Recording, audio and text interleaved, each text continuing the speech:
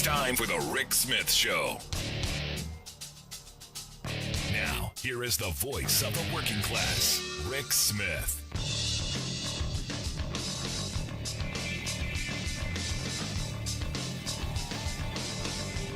And welcome, brothers, sisters, working class heroes. This is the Rick Smith Show. Thanks so much for being here. Today on the big program, lots to get to, lots to talk about. Donald Trump says he's the most honest human being, perhaps, that God has ever created. That's great. Oh, you want to talk about projection on a massive, massive scale? Yes, the most honest person. I got to tell you, I sat and I thought about that for a little bit. And I'm going, to him, he probably thinks he's being honest. Most con men, the best con men actually believe their own BS. So in this vein, I've always said he is one of the best cons because he believes his own press. So there it is. Yes, told the crowd, I am the most honest human being, perhaps, that God ever created. And the weird thing is the faithful bought it. And this is the weird thing, and this is where I want to start today. Because I get email from folks every day that, and it's, I get a lot of people say, hey, you do a great job, love the work, love this. I get, and I love that. Hey, this made me think a little bit. I love this story. I love, this guest. Terrific. Thank you. Appreciate that. A lot of it uplifting, a lot of it positive. But then, well, there are my detractors, the insult brigade, as I call them, because they can't just leave their criticism. They got to make it personal. It isn't about the issues. It isn't about something I've said. They've got to take it to the next level, and we have those conversations. And then they from 3,000 miles away they go, let's meet and fight. And you go, okay. Oh, where are we going to do that? Can you meet at 3:00 today? Clearly not, keyboard warrior. And I got one of those this morning. A gentleman, reached out to me and he wanted to enlighten me. He's going to enlighten me about the union jobs that were lost over the last 65 years. It's his belief, and again, the Believe crowd, they have their talking points. Never mind what the facts and reality are. They have their beliefs, and he was hell bent on telling me that Democrats lost more manufacturing jobs than Republicans did. And you can go back and you can look at the years when that happened, and the huge recessions that we had because of Republican policies. And just on its face, the reality of the Reagan recession, the reality of the H.W. Bush recession, the reality of the George W. Bush recession, my goodness. And of course, the Trump, every time there's a Republican president, Democrats have to come in and clean up the mess. And they do. Do I agree with every Democratic president? No, I don't agree with hardly any of them. And this is where this black and white thinking that the right seems to project on everyone else falls apart. And this is where the conversations come. Because look, here's a working class guy, told me he's a union member for 35 years, evidently conservative, Clinton hater. He wants to blame Hillary and Bill. And look, does Bill have some blame? Oh yeah. Oh yeah. But it wasn't just Bill Clinton. And there are people who want to go, Bill Clinton signed NAFTA. Yes, he did. But he didn't dream it up. NAFTA was birthed under Ronald Reagan. It was Reagan's idea. Not really his idea. Let's not give him too much credit. It came out of his mouth because he heard it somewhere. It was fully negotiated under H.W. Bush, and the first rounds of it were signed by H.W. Bush. And it was signed into law by Bill Clinton. Now, in 92, when the campaign was going on, NAFTA was a hot-button issue. And there was only one person in the race that was against it. It was that crazy big-eared guy from Texas. And he was right. There would be a giant second sound. And there was. We lost millions of jobs because of NAFTA and our insane trade policies. But to say it was Bill Clinton's fault solely is hugely disingenuous. Because the reason I voted for Clinton, a couple of reasons. One being he was going to sign strike replacement, didn't, but he was less bad than H.W. Bush. And that's the reality for so many elections. We get the choice of bad or worse. Bad or worse. Clinton was bad. H.W. was much worse. That was the choice working people had. That was the choice unions had. They had to get behind and hope they could move Bill Clinton in a direction that was going to make it less bad. And they did, because Clinton did put into law some toothless labor and environmental regulations that would not have been there otherwise. And this is where having these political discussions in a black and white framework, or I bought my hat and I got my team and my team's always right and your team's always wrong, breaks down with someone like me who sees wrong all around. Because understand, the whole neoliberal agenda isn't owned by one party. Most of those thoughts germinated back in the 50s with the conservative movement, with William F. Buckley, with Milton Friedman trying to pimp vouchers to get around desegregation. A lot of this stuff came out of conservative circles to, well, break up labor unions, to go after working people. And the weird thing is they sold it to workers as a way to make their lives better, because you can be like the folks in the corner office. And we were sold that. And look, he even says this in the email. He even understands this. He got that point right. He was right when they sold us the idea that global economic policy was going to save us all. He was right. This guy is right. We were lied to. And even back then, I was arguing, no, that's not going to happen. What's going to happen is what did happen. The elite, the folks who are selling this to us, they're going to pocket all the money. And we're going to be left with zip. And it's what's happened over the last 45 years. The Rand Corporation came out with a study not too long ago that says, look, the working class of this country has seen massive amounts of wealth extracted from their lives. And what happened to it? It created the largest billionaire class in history. We've seen this. We've also seen, productivity gains have gone, marched up at a 45-degree angle on the graph. Whereas from 1945 to the middle 70s, earnings went right with it. Workers' wages kept right with it. Why? Because you had a strong labor movement that demanded it. So in order to decouple that strong relationship between that meritocracy between productivity gains and wage increases, you had to break up the unions, which conservatives have done and corporate Democrats have done. But you can't explain that to someone who is a black and white thinker, someone who bought the team hat, someone who's got the Q shirt. I got my colors, I'm red, which is why they're siding with Putin over in Russia. And the reality is all this stuff was predictable.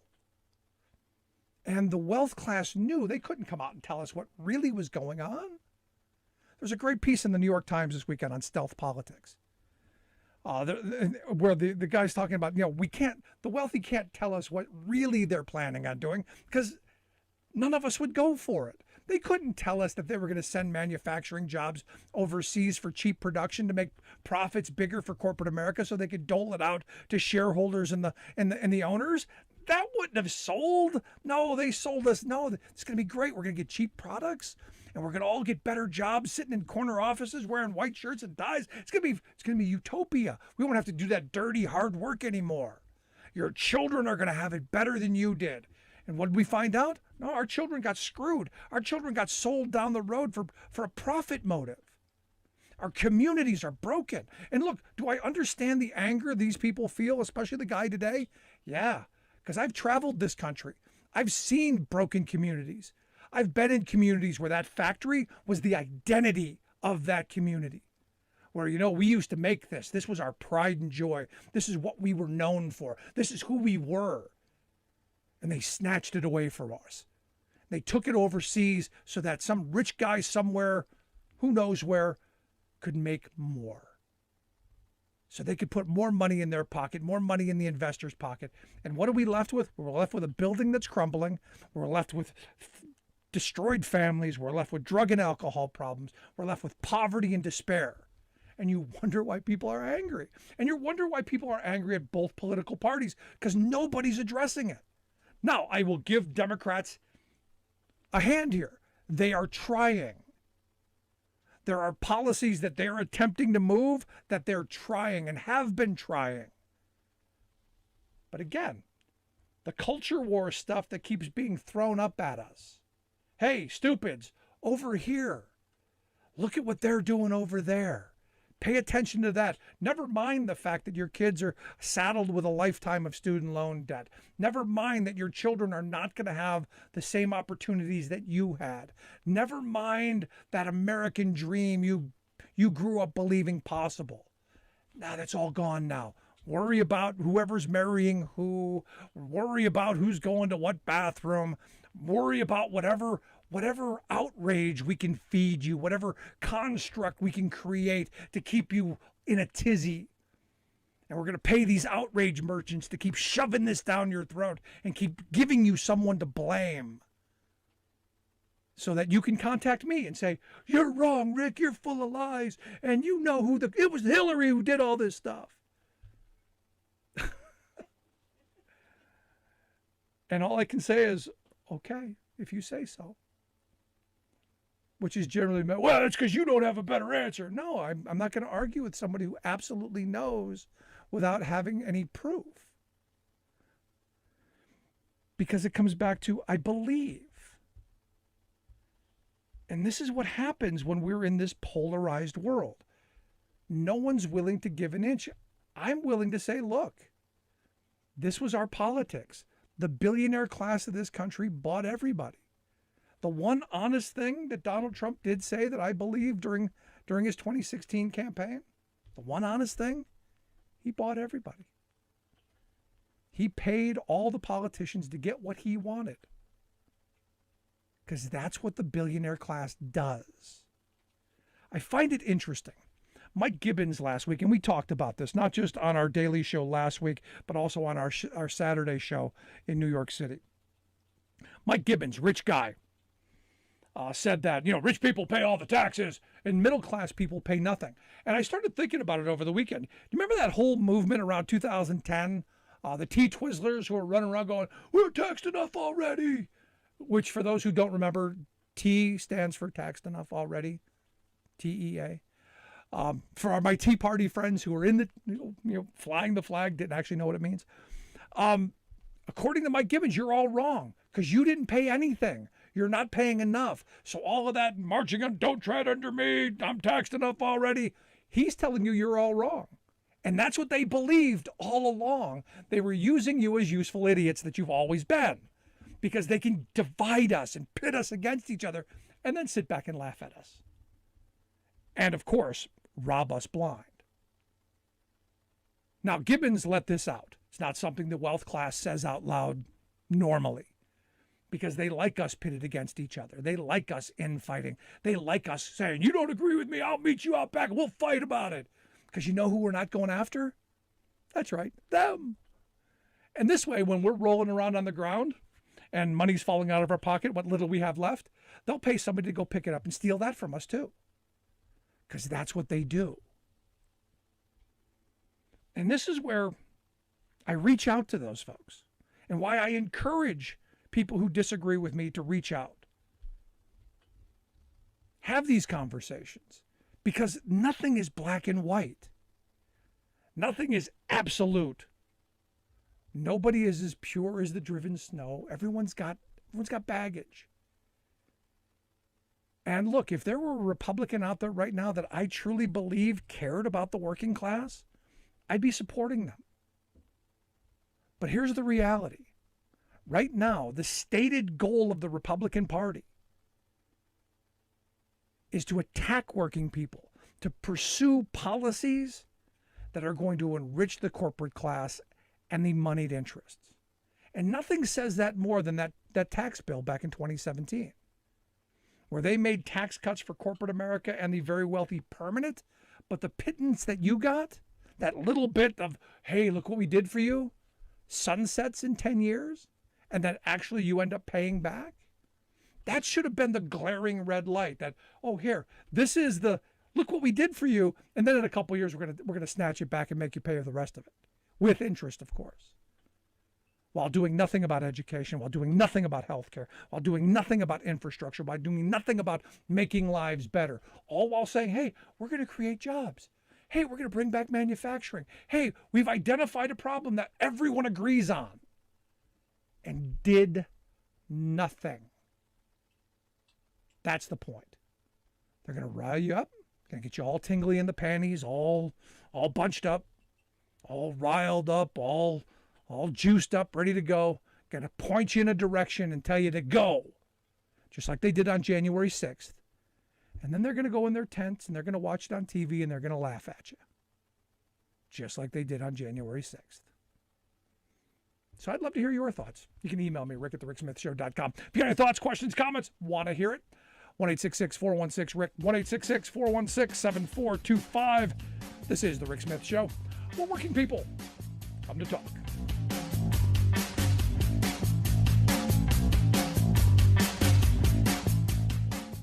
Calling all builders. Your country is calling you. Tackling climate change is the job of our lifetime. It's time to build back better. Let's get to work. Welcome back to The Rick Smith Show. Now, here is Rick Smith.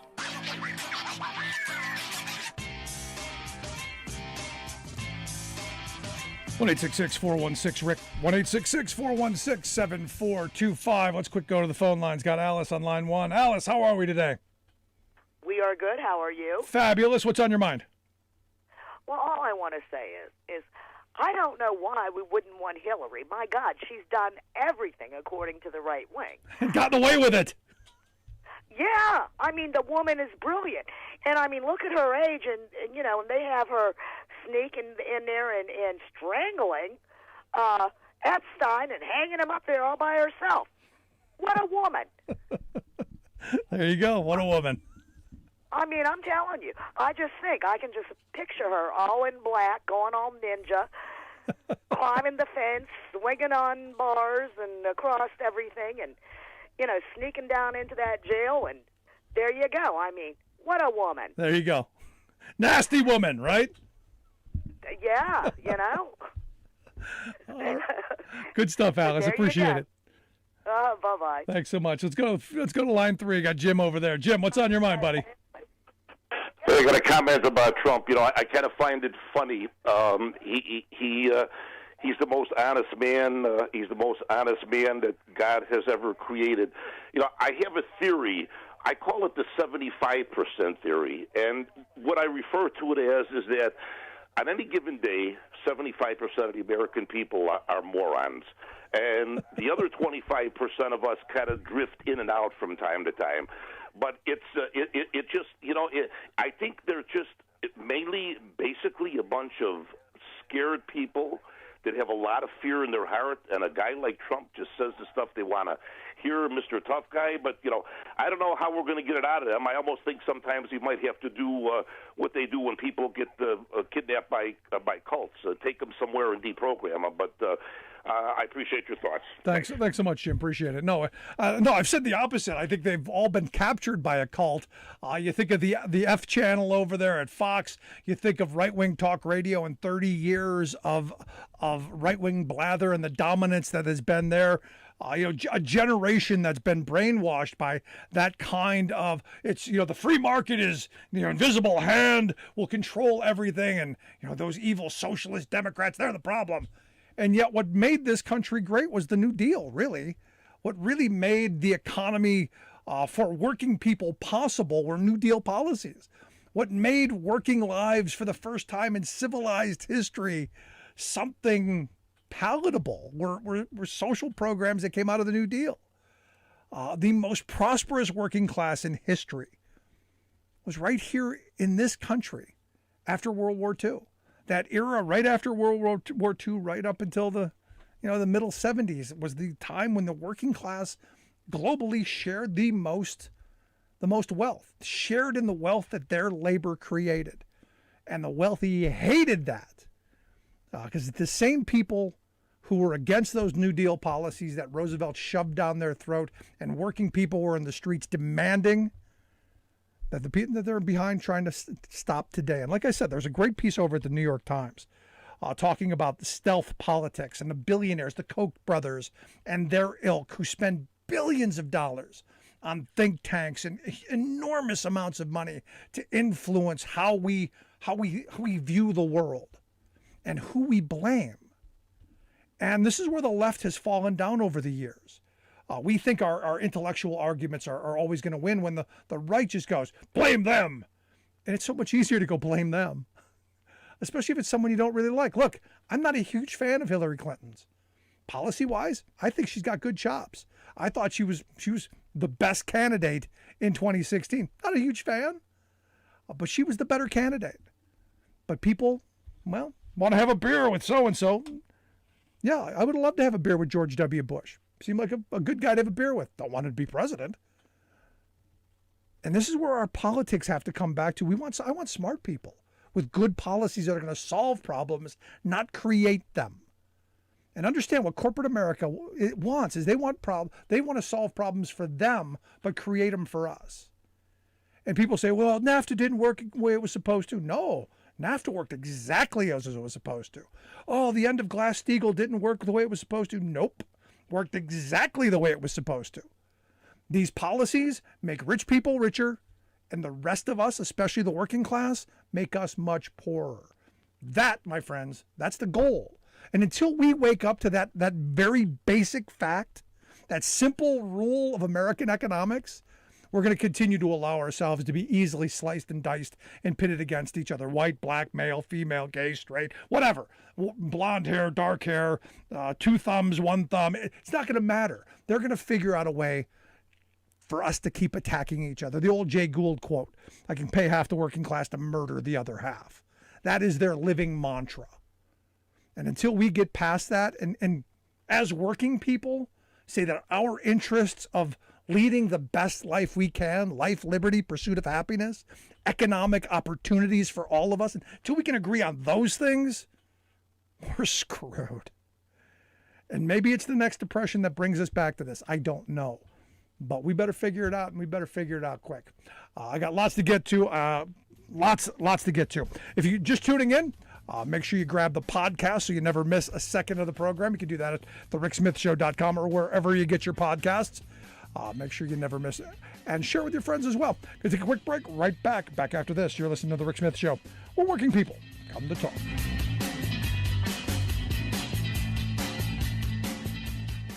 As Vladimir Putin wages war, oil companies are making billions by price gouging us at the pump. And Republicans are helping them do it. They took millions from big oil and blocked a clean energy plan that will lower costs for families. They're leaving us dependent on oil and at the mercy of foreign dictators. Congressional Republicans in the pockets of big oil against American-made clean energy. It all means higher profits for oil companies and higher gas prices for us. So I haven't thought about this in a long time. COVID has kind of taken a lot of stuff off the table, but the White House Correspondents' Dinner is coming up. I wonder if they'll have a comedian. I know that they had sworn them off after that evil woman, what was her name, Michelle Wolf, did what I thought was an amazing job. Because, hey, Trump, if you didn't show up, you're going to get skewered. But April 30th, I guess, is the White House Correspondents' Dinner, and they're going to mandate that everyone be vaccinated. So my first thought was, I'm sure Fox News will be there. I'm sure the F channel will be there because they're all vaccinated. Even though they're, I guess, running around telling people not to. I'll bet they'll be there. Anyway, here to share some thoughts on this, that, the other, the top stories of the day. I've asked Chris Hahn to come talk with us. Chris is a syndicated radio host and host of the Aggressive Progressive podcast. You can find that wherever you find your podcasts. Chris, thanks for taking time for us. Hey, anytime, man. How you doing? I'm good. What do you think of the Correspondents' Dinner? Everyone has to be vaccinated. That's too onerous, too much for the Biden administration. Oh, I mean, look, get vaccinated, and go to the damn dinner and stop being whiny little, I know we're over the, I know I'm not allowed to use that word here, but it's look, I'm tired of people taking minor inconveniences and calling it an affront to their rights. It's ridiculous. It's free. You can get it at any drugstore. And just go do it, and it might save your life, or at least save you from getting a severe illness. I don't even think it's an inconvenience. It's going to save your skin. You know what? When you're going to pick up a pack of gum, go get boosted. It's not that big of a deal. And I'm tired of these people whining about it. It's just annoying. Yeah. So, and again, I'm not begging people to do it, but I do think that there should be things that you can't do if you're not vaccinated. And if you don't want to get vaccinated, don't go to the correspondence dinner. It's fine. You don't have to get vaccinated. It's a free country. Go live in the woods. There you go. See how simple that is? And by the way, they better have a comedian there. and it is okay if the comedian offends you. That's what comedians are supposed to do. They're supposed to make you think. And Michelle Wolf was fantastic. And every president, since they started doing this, has been skewered by the comedian. The problem with the former guy, Donald Trump, is he can't take a joke. And I don't know how anybody could be a supporter of a guy who takes himself so serious that he can't take a joke from a world-class comedian. Yeah, now the big question I have is, will Joe Biden slap the comedian? No, he will not. Joe Biden will not slap the comedian. He will take a Dana Carvey. I was listening to Dana Carvey's podcast today, and he does a crazy good Joe Biden. And I'm laughing, and I'm thinking to myself, I'm laughing so hard. He's making fun of Joe Biden, and I'm laughing. And I have so many friends that are like Trumpies that get offended, and they won't watch comedians because they made fun of Trump. Have you ever watched comedy when the president gets skewered? It's the way it is. Yep, every president, and I've laughed at all of them. Yes, because we have to be able to do that. It's not like we're taking you to a Saudi embassy in the Turkey guy on or Saturday Night Live does Trump and Biden. Yeah. Same guy. Yeah, same guy. And they're hilarious impressions of both of them. And he does a great job. Now, I want to switch channel. Over the weekend, the story came out that Kushner got $2 billion from the Saudis for his hedge fund.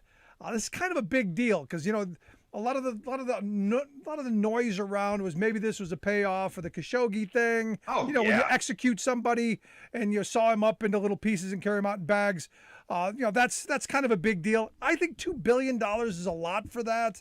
I got to think there's much more than just sawing up a New York Times reporter. I think that's part of it, though. Yeah, I think it's part of it, but I think it's got to be much more than just that. Yeah, look, I mean, Jared Kushner was in charge of Middle East peace negotiations. He was in charge of Middle East policy, and he was clearly bought and paid for by the Saudis.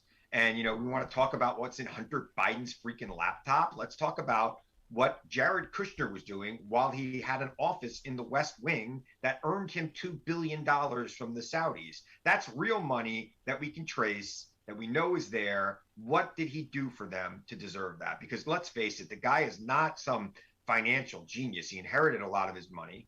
And yeah, he's made a little bit more of it. I will give him some credit for that. But come on, $2 billion. Yeah. Now I get it. To the Saudi, Crown Prince, $2 billion probably isn't like, it's probably like you and I buying a sandwich for somebody.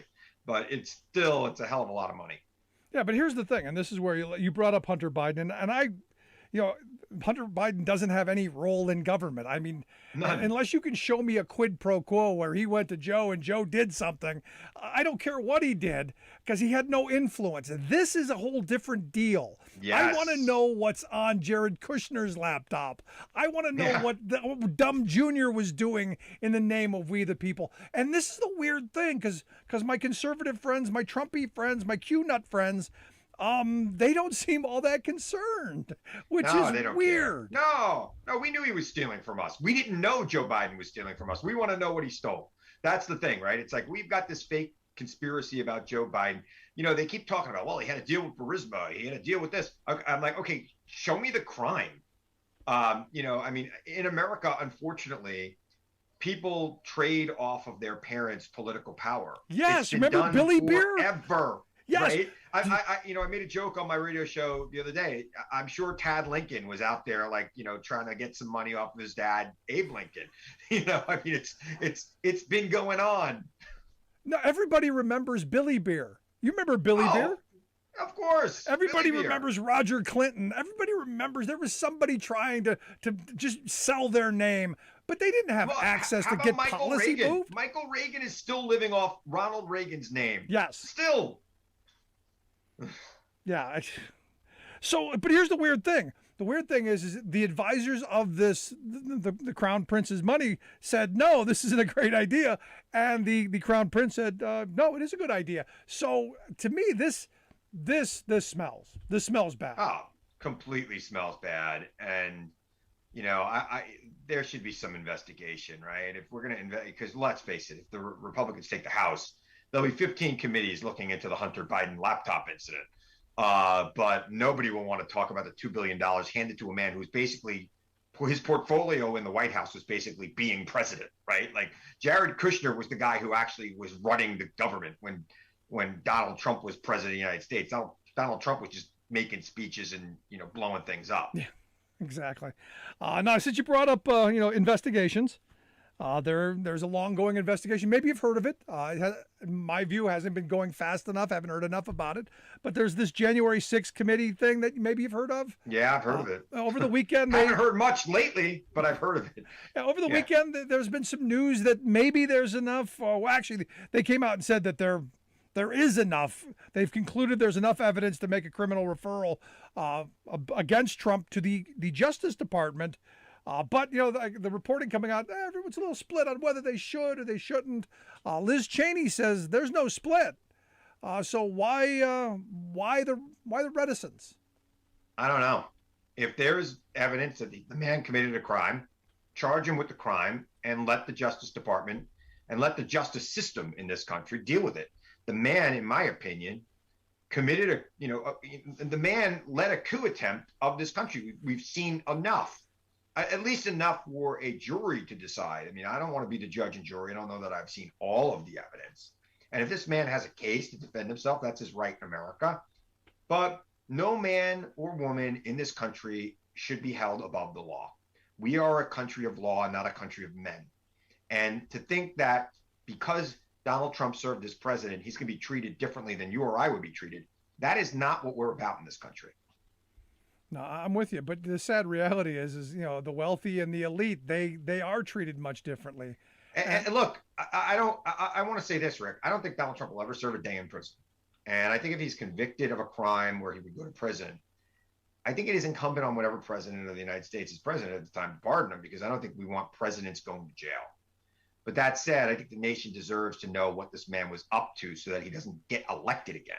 And that's the more serious threat to me.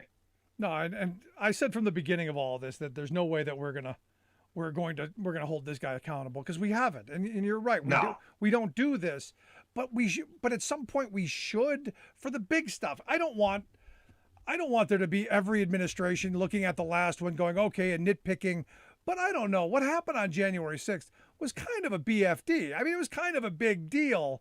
When you're talking about trying to overturn an election, trying to stop the certification, and now we're finding out, you had the Proud Boy coming out last week admitting, yeah, we were there to stop the certification, even though everybody knew that's why they were there. He's telling us what we already knew. And yeah, it was the biggest BFD, in my opinion. And it needs to be, you know, and not just the foot soldiers, but everybody involved needs to be held accountable, up to and including Donald Trump. But again, I don't think he'll ever go to jail. Now, there's also been a federal judge, I guess, this week that says that I guess she's likely to allow this group of Georgia voters to move forward on their constitutional challenge against Marjorie Three Names.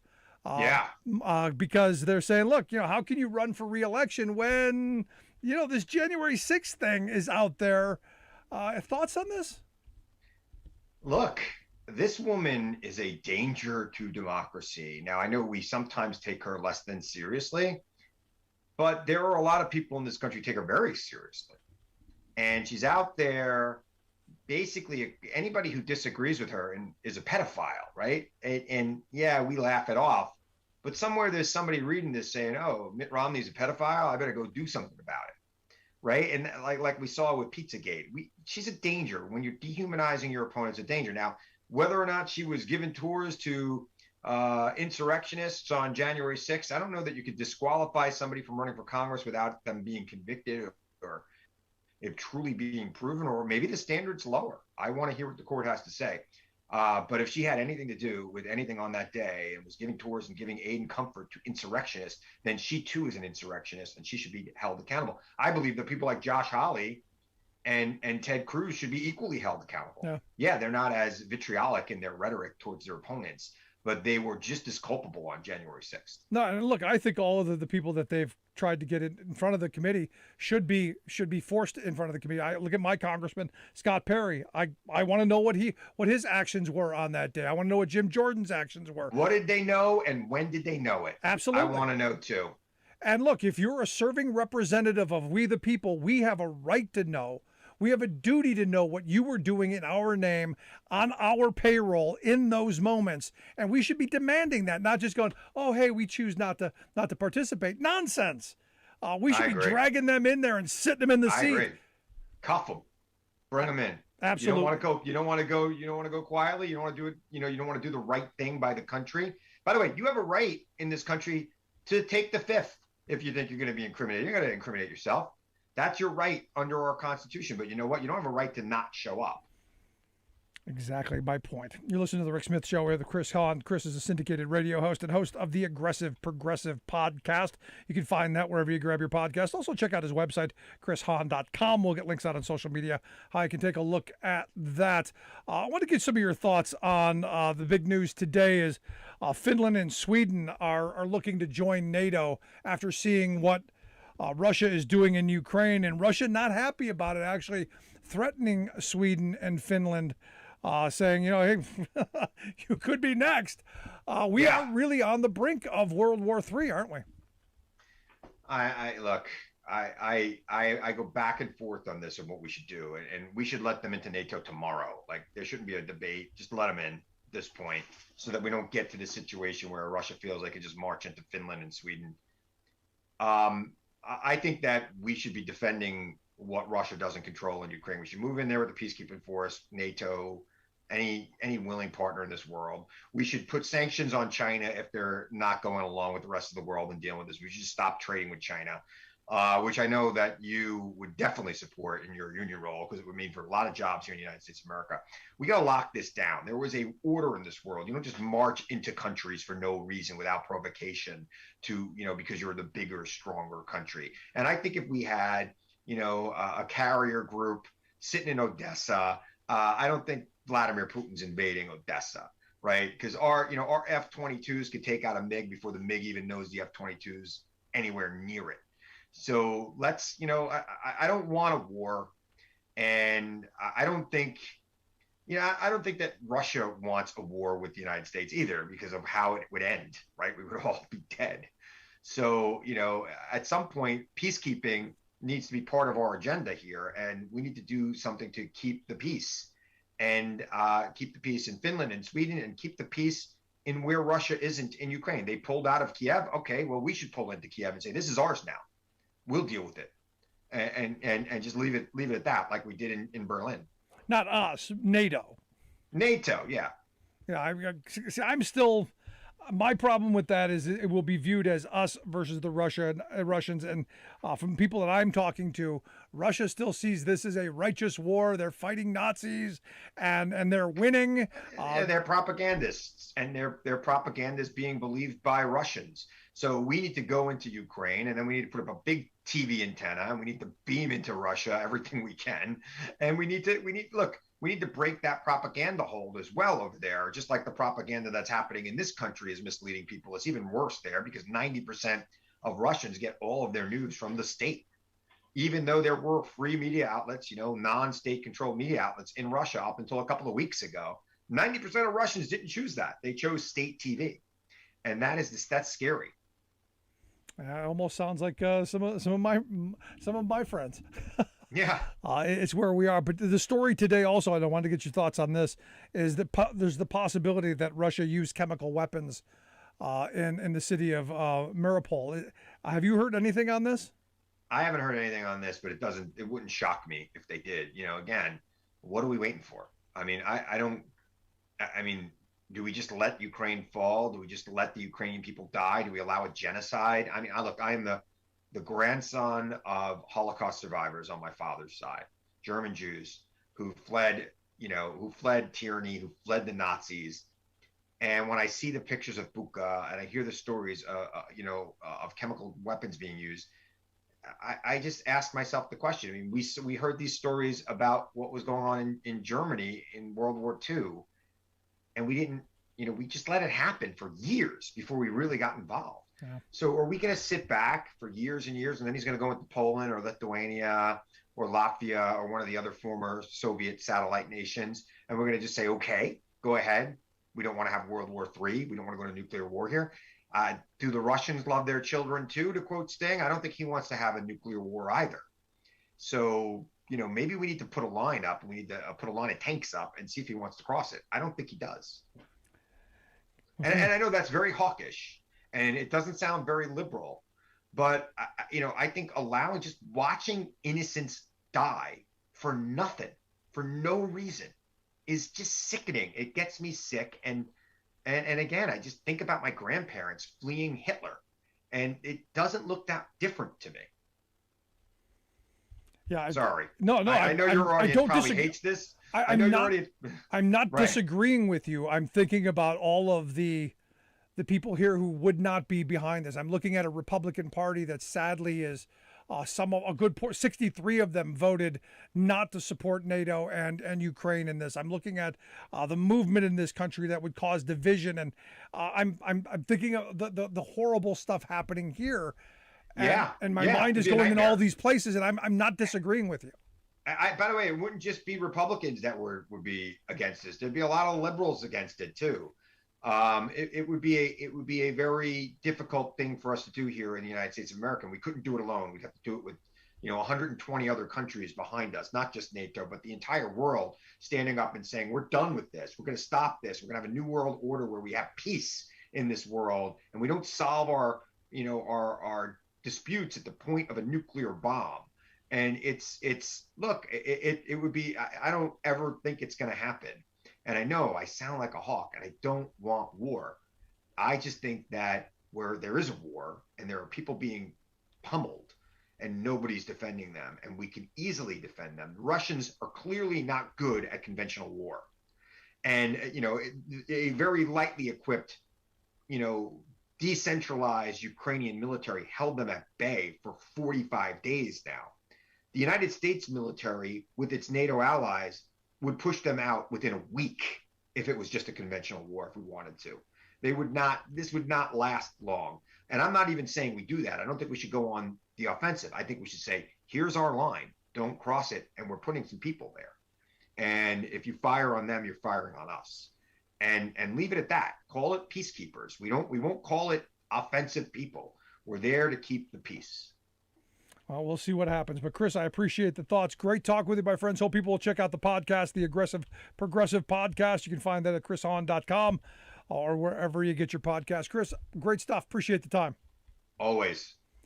I'd love to hear your thoughts. If you got questions, comments, you can email me, rick@thericksmithshow.com, or give us a call, 1-866-416-RICK, 1-866-416-7425. Going to take a quick break. If you're just joining us, make sure you grab our podcast. You can get that wherever you find podcasts, from iTunes to iHeart, Stitcher to Podbean, everywhere in between.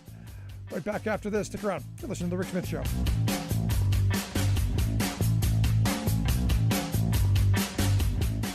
The best way to strengthen America's economy? How about investing in America's fastest growing industry?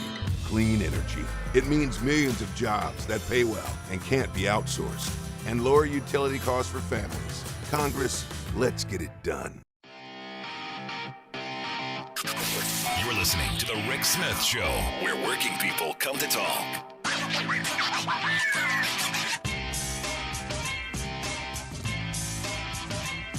So Chris kind of come off like a hawk there, but look, I don't disagree with him. I mean, at some point you got to stop the killing on a certain level. But what he advocates, this idea of we got to go in and draw lines and we got to go in and stop the killing is, do we set up another? Are we going to be like Germany? Are we going to have another, South Korea? Are we going to set up another 60-year endeavor where we're committing to peacekeeping for generations? That's kind of the decision you have to make. And I don't think this country's ready to have that discussion. And look, I feel my heart breaks for what's going on over there.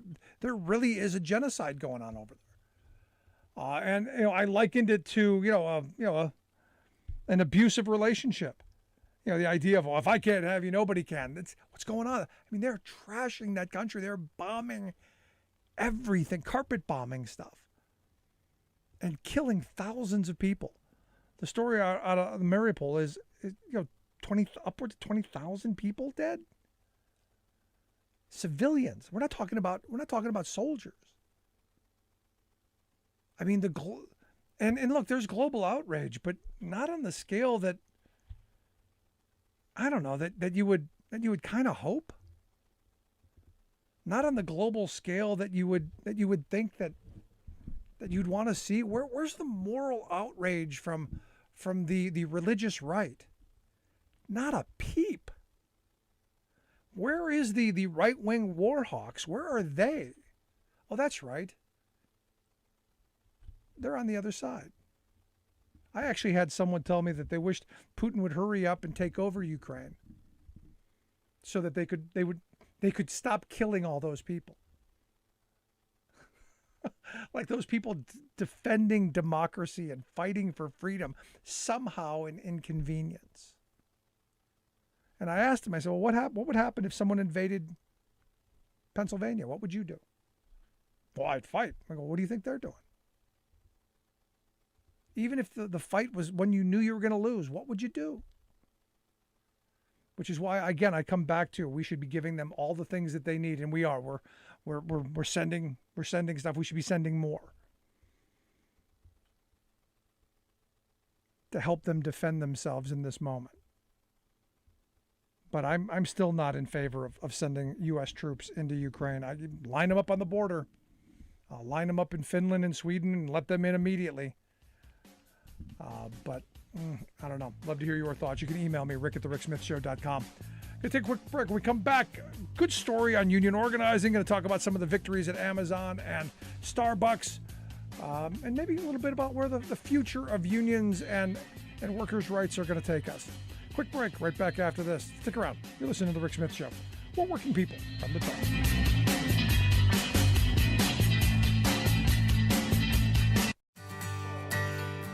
From the steel mills of Pennsylvania, to the auto factories of Michigan, to the modern makers movement, manufacturing makes our nation great. I'm Scott Paul, president of the Alliance for American Manufacturing. We bring business and labor together to advocate for policies that everyone can agree on. Together, we can strengthen manufacturing and create good-paying American jobs. Help us keep it made in America.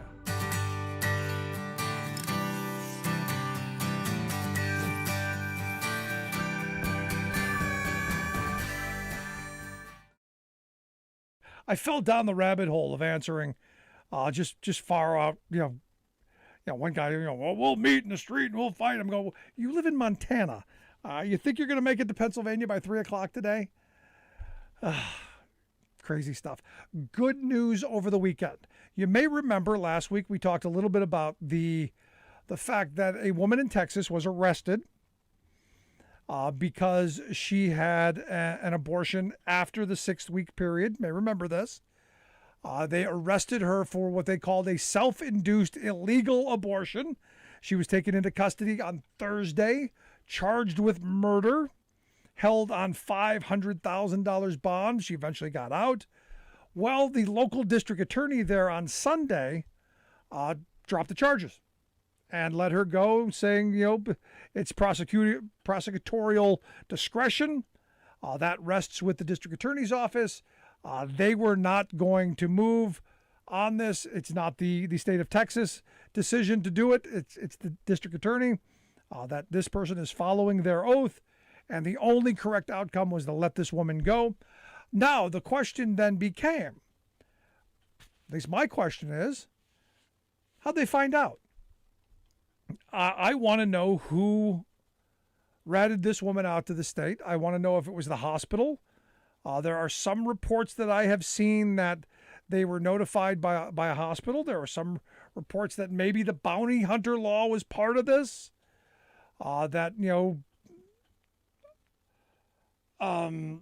Don't know. I think now an investigation into this has to happen. And here's the good thing. This is why I'm a fan of trial lawyers, because I'm guaranteeing you Miss Herrera is going to file a lawsuit, or I would encourage her to, because this seems like a violation. This seems like a violation of her constitutional rights that she should be pursuing. And she should be suing the state of Texas, and if for no other reason, to find out why her privacy was violated. And if it was the hospital, then you got to sue them. That HIPAA thing, I think, isn't that kind of a big deal? Because that is a federal law. That isn't a Texas law. Texas law doesn't get to supersede federal law. I know my conservative friends like to believe it does. I know my 10ther folks like to say, no, Rick, the 10th Amendment. No federal law still supersedes. Today, abortion is still legal. You can't try someone for murder today. Not yet. Supreme Court hasn't gone that far yet. Maybe down the road. Hold your water. It might come. But here's the weird thing, and here's the scary thing. According to the Guttmacher Institute, they are a pro-reproductive rights group. They say that there are, right now, as we speak, 22 states who have anti-abortion legislation on the books.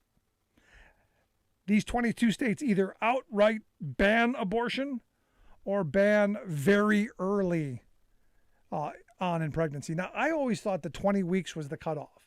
And I've been told that variation in a couple of weeks there was kind of the norm for a very long time, until you get into some of these states like Texas is 6.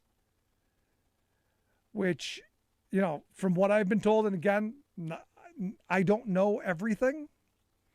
I know what I've been told. I've been told that at 6 weeks, most people don't even know. And I know that I wasn't told with any of my 3 kids until well after 6 weeks. So, I think that's why they chose 6 weeks, don't you? So we could create this environment where, oh, sorry, too late. Do you see where they're taking us? Do you see the world that they're creating? You know what's coming next. They're going to try and restrict access to contraception. They're going to try and restrict access to Plan B, because that is the backup. This is where the common sense comes in.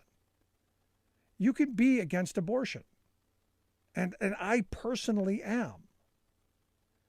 You can be against that and not be insane. You can be against it and not be stupid. You go, okay, well, if I'm against it, how about, here's an idea, we prevent it. We have the technology. We have the ability. Why don't we pursue that? Why don't we pursue education? Tell our kids, hey, here's how you protect yourselves. It's what we did. It's what we do with our children. Have that conversation. It's uncomfortable as all can be. They don't like it either. But the information is there and available. And the pathway is there and available. Because the goal, protect yourself. Don't make big mistakes. Children at an early age, kind of a big mistake. I look at my mother, pregnant at 16, ruined her life. Spent the rest of her adult life in poverty, struggling to make ends meet. Horrible. I want that for no one. On the other hand, I want social policies that are going to encourage women to bring children into the world. Anti-abortion people, you can get me on your side if you go, hey, we're going to make sure that every child gets fed. We're going to make sure every child has a place to put their head at night. We're going to make sure every child gets a good quality education. We're going to make sure that we're going to have the funding to, as far as their talents will take them, they're going to be able to do that, because we're going to make sure every child gets that. You can win me. But this idea, this draconian, narrow-minded, hateful kind of policy that you're pushing, bounty hunters, picking people up and throwing them in jail, accusing them of murder, you're not getting me that way. And you're certainly not going to move the needle on on changing habits and behaviors. I mean, if you truly want to stop it, you prevent it. But that's a conversation we can't have, because it's really not about that. It's about punishing. It's really not about the issue. It's about everything else. It's about control. It's about the end of privacy. It's about so much more. And that's what's infuriating to me. And I hope the anger and the outrage starts coming, because they're deadly serious. If it weren't for this local district attorney, that woman would still be standing trial for murder. She'd be heading towards trial for murder. And that's scary. If you missed any of today's program, thericksmithshow.com. That's where you go to get the podcast, the Rick Smith Show app on the smartphone. Take the program on the go wherever you go. And as always, podcast, fabulous podcast. You can get that at thericksmithshow.com or wherever you get your podcasts. Thanks for being here. We'll see you back here next time.